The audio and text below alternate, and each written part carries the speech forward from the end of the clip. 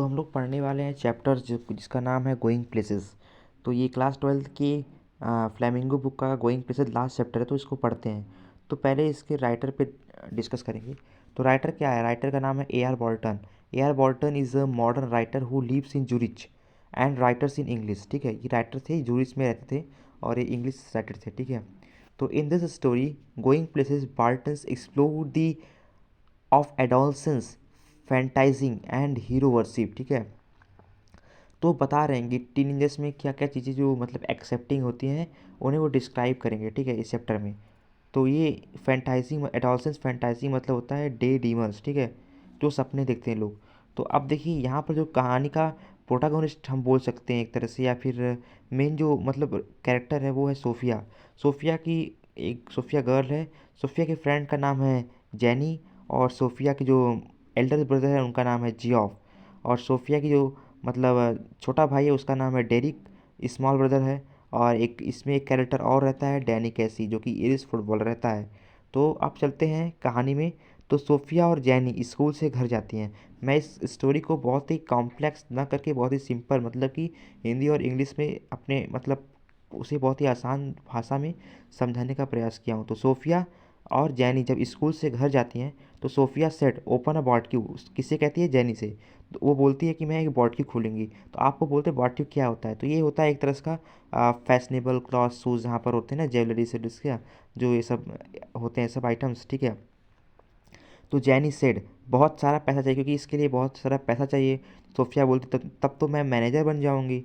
उसके बाद सोफिया कहती है कि मैं मैरी कॉन्ट बन जाऊंगी।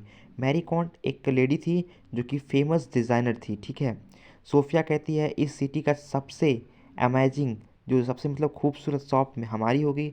Sophia was the dreamer. ठीक है, वो बहुत ही अनरियलिस्टिक चीज़ को सोचती थी।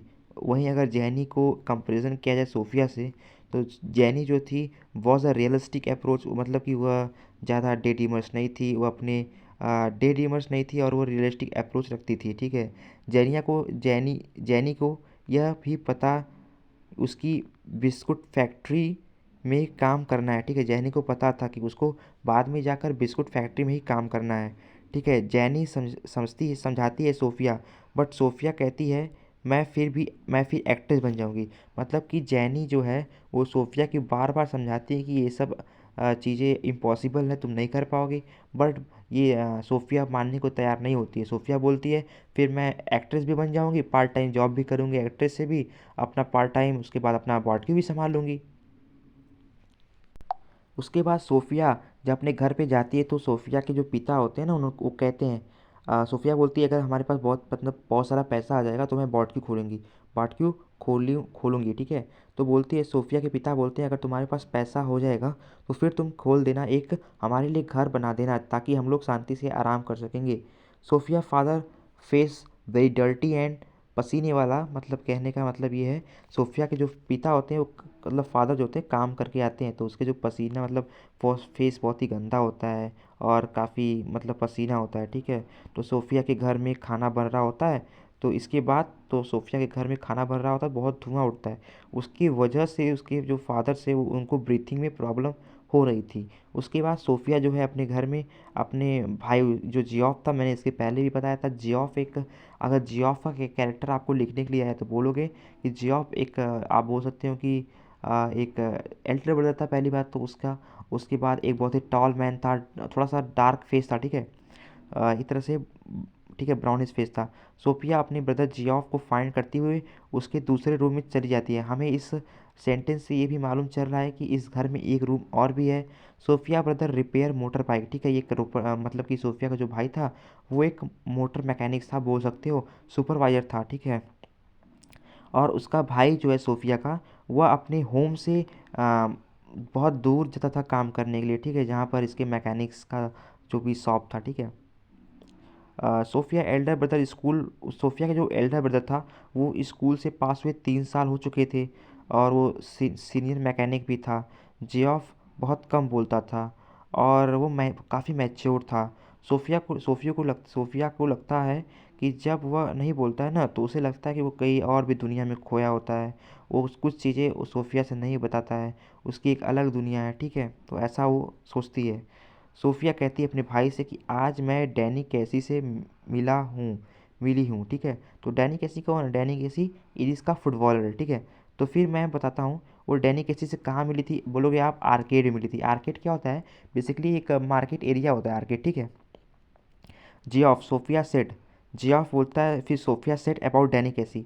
तो बोलता है ना, सोफिया बोलती है कि डैनी कैसी कैसा दिखता है। तो बोलती है लंबे, मतलब लंबा है, काफ़ी ग्रीन, मतलब ग्रीन आईज हैं। सोफिया के फादर जब वो टीवी देखते हैं नहाकर, तो जो जियोफ कहती है उसके फादर से कि आज मैंने जियोफ बोलता है, उसका बड़ा भाई बोलता है कि सोफिया डैनी कैसी से मिलकर आई है, ठीक है। तो Sophia father turn face and turn face और सोफिया के जो फादर थे ना, उनके ऊपर जो रिएक्शन था वो बहुत ही अजीब था। उनके पिता कहते हैं कि ठीक है, उनके फादर बोलते हैं कि मैं भी एक बार टॉम फिनी से मिला था, ठीक है। टॉम फिनी भी एक फुटबॉलर थे, बहुत ही बड़े फुटबॉलर थे, ठीक है। एक कैरेक्टर टॉम फिनी का भी आ गया। उसके बाद इस स्टोरी में हम आते हैं अपने लास्ट और पैराग्राफ पे। सोफिया से डैनी कैसी वॉज अ गुड प्लेयर, ठीक है। तो सोफिया बोलती है डैनी कैसी बहुत ही अच्छा प्लेयर है to Tom Finney, compare to Tom Finney. तो सोफिया फादर से Danny Casey was over confidence because उनकी फादर को लगता था बहुत ही कम एज में डैनी कैसी फुटबॉलर बन गया है, तो वो बहुत ही ओवर कॉन्फिडेंस रहता है, ठीक है, ऐसा कुछ बोलते हैं। तो सोफिया सेट सी मीट डैनी कैसी मार्केट, ठीक है, आर्केड मैंने बोला था ना, तो मिली थी।